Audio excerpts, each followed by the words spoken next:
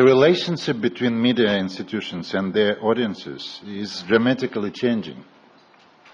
All over the world, there is a shift from passive audience of mass media to active engagement with the media through facilitating technologies. Increasing inputs are provided by citizen journalists. Photos and video clips taken from mobile phones persist through web-based networks as social documents, even when media are subjected to repressive control. The emergence, I quote, the emergence of user-generated content, a true cultural revolution, brings both opportunities and also considerable dangers that require society's vigilance. Citizens have more control over when and how they access and react to content information. In short, digital media technologies create a sort of dialogic loop, increasing interactivity with the media and citizens' participation. Well, I understand, unfortunately, that my PowerPoint presentation is not okay. Doesn't matter. Anyway, so those involved are quickly becoming a potent force for creating, supporting, and building open and democratic societies, and should be media and information literate. I refer to media and information literacy not by accident, but because, as you may know, UNESCO has decided to bring together these two schools of overarching thoughts on these ever-converging fields for the benefit of the proponents and beneficiaries. To react a bit to what Mato has just said on the definition and procedures of the European Commission, which we certainly respect, we do the same. We also meet with the experts, and then we consult the public, member states, non-governmental organizations. But we come to a conclusion that unfortunately, there is a conflict, and those who consider proponents of information literacy, they deny what media literacy is aiming at. This is a fact, at least our judgment.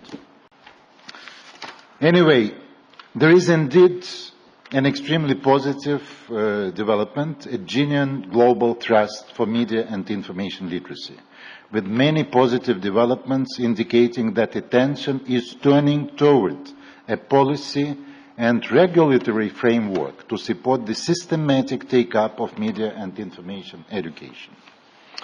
Europe, chapeau, all compliments, is acting to make media literacy the ninth key competence in the European reference framework for lifelong learning, to include media education as a compulsory element in curricula, and to ensure that media literacy training encompasses all citizens.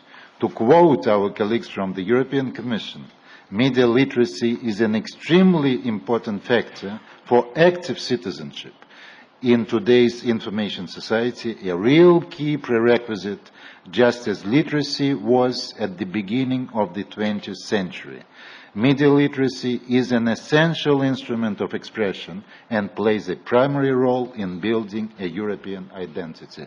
Believe me, I quote it not by politeness, not because I'm close to Matteo, but because we deeply believe in what I have just quoted and would like that it becomes an approach for all regions of the world, of course, relative to their respective cultures and cultural identities.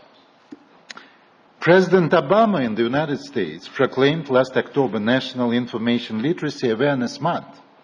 And despite the fact that they refer to information literacy, in fact, they speak of media literacy. So, referring to unprecedented access to diverse and independent sources of information, he stated that an informed and educated citizenry is essential to the forthcoming of our modern democratic society. Humbly, I would also refer to UNESCO, Alexandria Proclamation, which stresses that information literacy is a basic human right which lies at the core of lifelong learning and empowers people to seek, evaluate, use and create information effectively.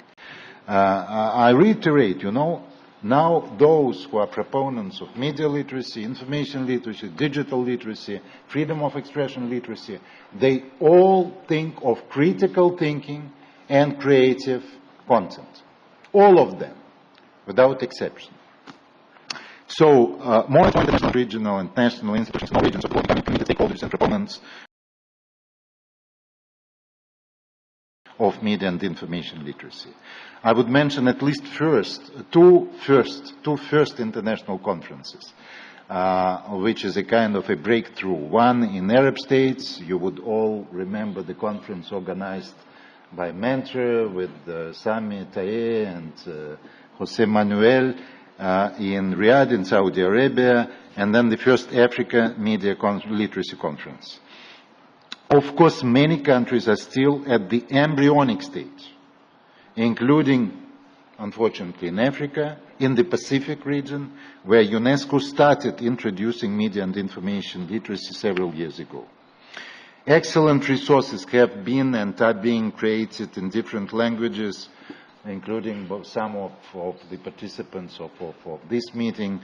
I would refer just to one, which may be of special interest for this conference. And by the way, it appears today, so there is a press release on our website and the website of CBA.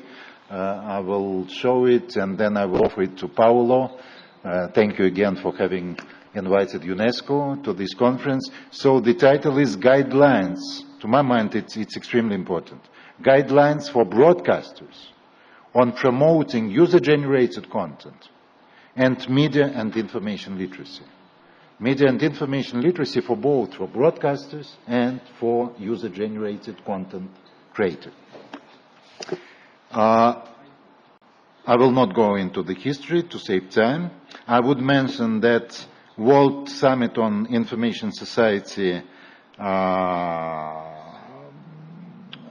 designated UNESCO as the only facilitator of the Action Line 9 media, and media and information literacy is one of the 4 priorities of this action line. I will refer, no, I won't, to save time. Well, today, UNESCO's main strategy in promoting media education consists of awareness raising, in establishing guidelines, promoting policies for curricular development. A universal model curriculum on media and information literacy for teacher education is being prepared for adaptation and use by teacher training institutions. We have started already piloting the material in 3 regional workshops, one in Pretoria for Africa, the second one in Kingston for Latin America and the Caribbean, of course, and in Colombo for South Asia.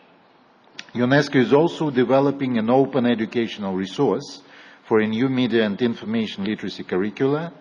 In 2010 it would be available, and we hope that it will allow all distant countries and areas to use the curricula and other resources and to develop localized versions. Dear colleagues, chers amis, carissimo amicis, amigos, before ending, I wish to refer again to the theme of this conference, which to my mind is extremely pertinent. So thank you, Paolo, for having chosen this topic. I would quote a famous Spanish, if the PowerPoint presentation can go to the last page, to quote a famous Spanish and world citizen, Federico Mayor Zaragoza, former Director General of UNESCO. If we do not participate, we are not citizens. We are counted, but we do not count. Let us, therefore, not underestimate the importance of media and information literacy. Let's strengthen our partnership on this important issue. Let's do our best to further promote media and information literacy and encourage its inclusion in national policies, laws, and most important, practices. Thank you very much. Thanks to you.